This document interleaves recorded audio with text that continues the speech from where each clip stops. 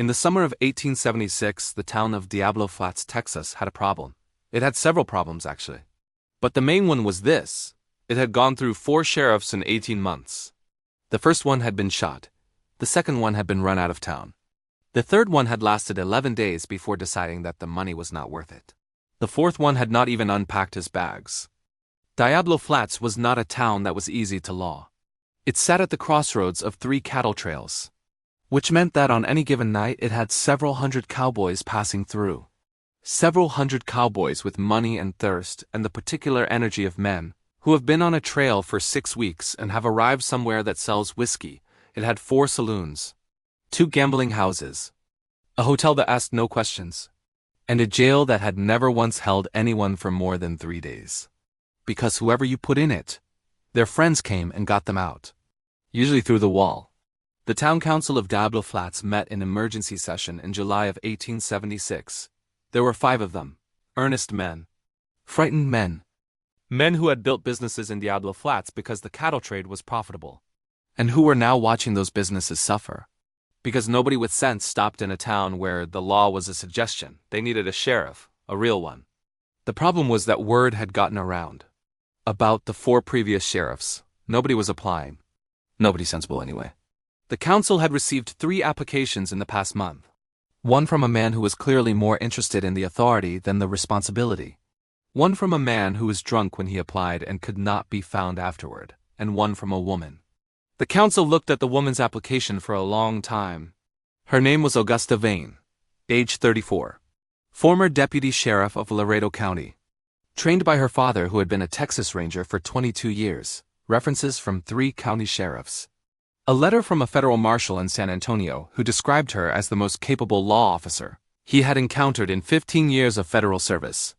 The council looked at the application. They looked at each other. One of them said, "She is a woman." Another one said, "The last 4 were men." Nobody said anything for a moment. Then the eldest member of the council, a man named Horace Bell, who had been in Diablo Flats since it was 3 buildings and a water trough, sighed, "Send her a telegram." They sent the telegram. Augusta Vane arrived on a Wednesday morning. She rode in alone, on a gray horse. She was not what most people expected when they pictured a sheriff. She was not large. She was not loud. She did not look dangerous in any obvious way, brown-haired, steady-eyed, practical clothes. The kind of face that listened more than it talked. She tied her horse at the rail outside the council building. She went inside. She sat across from the 5 council members. She looked at each of them in turn. Then she said, "Tell me exactly what the problem is." Not the version you put in the telegram, the real version. Horace Bell looked at her. Then he told her the real version, all of it, the 4 sheriffs, the cattle trail traffic, the 4 saloons, the gambling houses, the jail wall. Augusta listened without interrupting. When Horace finished, she was quiet for a moment. Then she said, "Who owns the saloons?" Horace said, "A man named Bull Taggart owns 3 of them." He said, "The 4th is independently owned." She said, "And the gambling houses?" Horace said, "Both are Taggart's." She said, "So Bull Taggart effectively controls the night economy of this town." Horace said, "Yes." She said, "And the previous sheriffs, the ones who left, did any of them attempt to deal with Taggart directly?" Horace said, "The first one did." She said, "And he was shot?" Horace said, "Yes." She said, "By Taggart." Horace said, "By one of Taggart's men," which is the same thing. Augusta nodded. She said, "I have 2 conditions." The council looked at her. She said, "First, full authority." She said, "I do not ask the council before I act. I inform you after." She said, "If you want a sheriff who checks with you before every decision, you want someone else." She said, "Second, the jail." She said, "I need a proper one, not the current building. A real structure. Stone if possible. That cannot be breached by friends with a rope and enthusiasm." She said, "I can work with what exists until you build it. But I need your commitment that it will be built." The council looked at each other. Horace Bell said, "And in exchange?" Augusta said, "In exchange I will give you a town that people stop in without fear." She said, "I will give you law that holds." She said, "I will give you Diablo Flats actually working, instead of barely surviving." She said, "I cannot promise you how long it will take. she said. I can promise you it will happen. Horace Bell looked at her for a long time. Then he said, You have your conditions. Augusta stood up. She shook his hand. Then the other four. She walked out. She untied her gray horse. She rode to the sheriff's office. She went inside. She looked at the desk and the empty gun rack and the wanted posters and the door to the cell block in the back. She went and looked at the cells. The wall that had been breached twice. She looked at it carefully. She went back to the desk. She sat down. She put her badge on the desk in front of her. She looked at it for a moment. Then she pinned it on. She picked up the stack of wanted posters. She began reading them, one by one, learning who was in her town and who was coming. Outside Diablo Flats went about its loud, complicated business, not knowing yet what had arrived, not knowing yet what was coming. Augusta Vane knew. She had done this before. Not in a town this difficult, but in towns that people had said could not be tamed. They had been wrong. They were going to be wrong again. Outside, Diablo Flats went about its loud, complicated business, not knowing yet what had arrived. Augusta Vane knew. She had done this before, in towns people said could not be tamed. They had been wrong then, and they were going to be wrong again. Augusta's first week was quiet. People expected drama, a show of force. What they got instead was a woman who walked. She walked every street, every alley, every back road. She went into every business, every saloon, every gambling house. She introduced herself. She did not make speeches or threats. She said her name, shook hands, and listened. By week's end, she knew Diablo Flats like a doctor knows a patient before treatment. She knew which saloons had trouble, which gambling tables were crooked, and which cowboys were loud. She knew Taggart's men, the genuinely dangerous and the merely employed. And she knew Bull Taggart. She hadn't met him, but learned him through others. He built his operation with skill. He was not stupid or reckless but careful. A different kind of dangerous. On the 8th day, she went to his primary saloon, the Palace, at 10 in the morning. Taggart was at a back table, doing accounts. He looked up, saw her badge, then her face. He said, So you are the one they sent. Augusta sat, uninvited. I did not get sent. I applied. He said, A woman sheriff. She replied, A sheriff. He looked at her, calculation in his eyes. The last 4 did not last, I know. This is a hard town. I know that too. What makes you think you will do better? Augusta said, I am not going to tell you what I am going to do. I am going to do it and you will see. He leaned back. I run a legitimate business, Miss Vane. Some of it. The 3 saloons are legitimate enough. The gambling houses are not entirely. That is a serious accusation. It is an observation. I am not here to shut you down. Mr. Taggart, I am here to tell you how this is going to work. Is that right?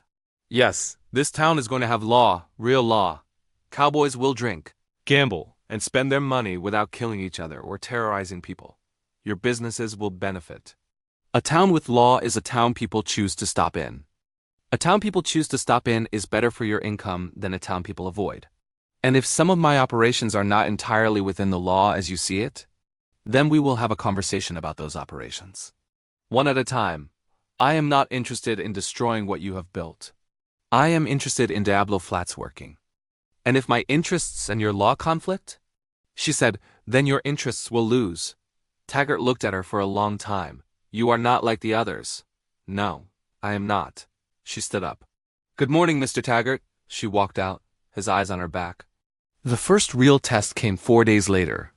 A cattle crew of 23 men rode in. By 10 that evening, 2 were fighting in the street outside the palace. Augusta was there in 4 minutes, not running. Walking, the walk of someone unafraid. She stepped between them. Enough, one looked at her. Step aside, lady. I am the sheriff of Diablo Flats. You are going to stop fighting and go sleep this off. Or you are going to spend the night in my jail, your choice. Make it now. The man looked at her badge, her face, the absence of fear. He stepped back. The other man stepped back. Augusta looked at both of them. Go sleep it off. They went. She walked back to her office. The street had watched. She knew that. She had known they would. She had not done it for the audience. The word spread through Diablo Flats that night, fast and with embellishment. By morning, the story had grown. Augusta did not correct it. Embellishment was useful. What mattered was the next time, and the time after that. Consistency was the whole thing. Taggart heard the story too. His reaction was reported by Rosa, who ran an independent saloon. Rosa said, Taggart laughed when he heard. Augusta said, Good, a man who is laughing is not yet worried. I want him to keep not being worried for a while longer, Rosa said. You have a plan, Augusta said. I have several. Are you going to tell me? When the time is right. Outside, Diablo Flats was beginning to understand that something had changed. Not dramatically. Just changed. The way weather changes. Gradually and then all at once. The plan Augusta had was not complicated. It was patient. She learned from her father, a Texas Ranger, that durable law isn't about force. It's the law that arrives consistently. Every time, without exception, without fatigue. No gaps for men like Taggart to exploit. She worked every night for the first month. She wanted Diablo Flats to understand she was always there, present, watching, always the same. The plan Augusta had was not complicated. It was patient. She learned from her father, a Texas Ranger, that durable law isn't about force. It's the law that arrives consistently. Every time, without exception, without fatigue. No gaps for men like Taggart to exploit. She worked every night for the first month. She wanted Diablo Flats to understand she was always there, present, watching, always the same. He admitted, I did not entirely believe you. She asked, Do you believe me now? He was quiet, then said, The tables will be clean in 1 week. He stopped at the door, saying, You are the most unusual law officer I have ever encountered, Augusta replied. I have been told that before. He clarified, I do not mean it as a compliment entirely. She acknowledged, I know. Then he left. He stopped at the door, saying, You are the most unusual law officer I have ever encountered, Augusta replied. I have been told that before. He stopped at the door, saying, You are the most unusual law officer I have ever encountered, Augusta replied. I have been told that before. He clarified, I do not mean it as a compliment entirely. She acknowledged, I know. Then he left. The stone jail was begun in the 6th week. The council moved faster than expected, influenced by cattle buyers wanting improved law. Augusta inspected construction every 3 days. She wanted it right to last.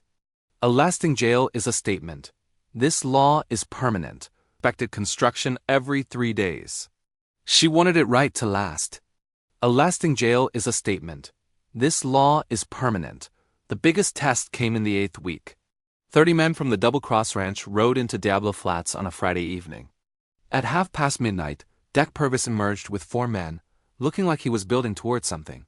He saw Augusta. His men spread out. Augusta walked toward them, steady, present, the same walk she always used. Purvis watched her come. Purvis said, You are the lady sheriff. Augusta corrected. I am the sheriff, he said. I have heard about you. She replied, Good. She added, Then you know I mean what I say, he said. I know what people say. I like to find out for myself. He looked at his men, then back at Augusta, saying, I think we are going to have a long night. You and me, people say. I like to find out for myself. He looked at his men, then back at Augusta, saying, I think we are going to have a long night. You and me, Augusta firmly stated, No, we are not. You and your crew are going to settle down. The 3 incidents tonight are documented. Taggart called out, Deck. Purvis turned. Taggart said, Not tonight. Purvis looked at Augusta, then Taggart, then the positions. He was doing the same mathematics Taggart had done. He reached the same answer. He said, We will be riding out in the morning. Then the positions. He was doing the same mathematics Taggart had done. He reached the same answer. He said, We will be riding out in the morning. Augusta replied, I know. Have a quiet night, Mr. Purvis. Purvis went back inside. Augusta stood for a moment, then returned to her office.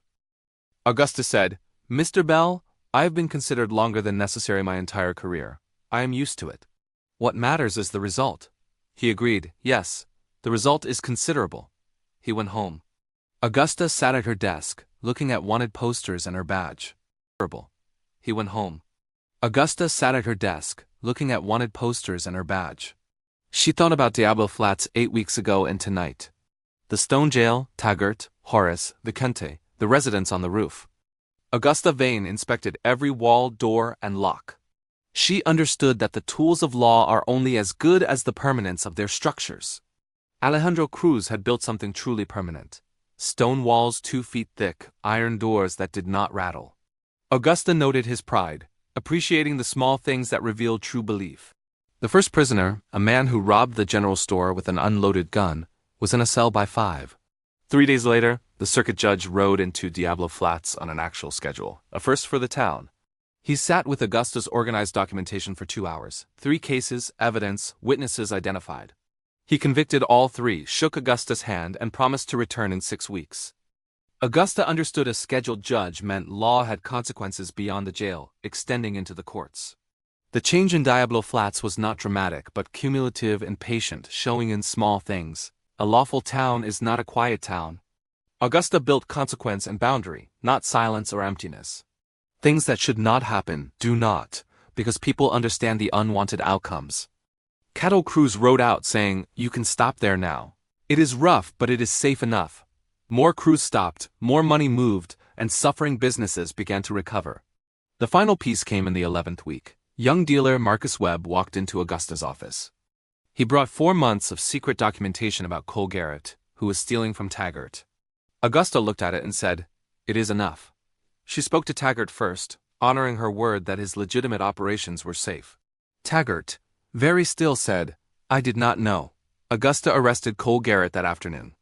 Garrett received 2 years. After 1 year, Horace Bell called a council meeting. They offered Augusta a 5-year contract. She thought of the year, the jail, the judge, Marcus Webb's courage. She accepted. Augusta walked out into the main street of Diablo Flats, Texas. On a summer morning in 1877, walking was how she knew a town, how she stayed connected, how she remained present. She walked to her office, made coffee, and picked up wanted posters, beginning her morning. The work was the whole thing, and it did not end. She had found what she sought. A place that needed what she knew to give, becoming something that worked, held, and lasted. Subscribe to this channel and turn on the bell for a new Western story every week. God bless, and we will see you in the next story.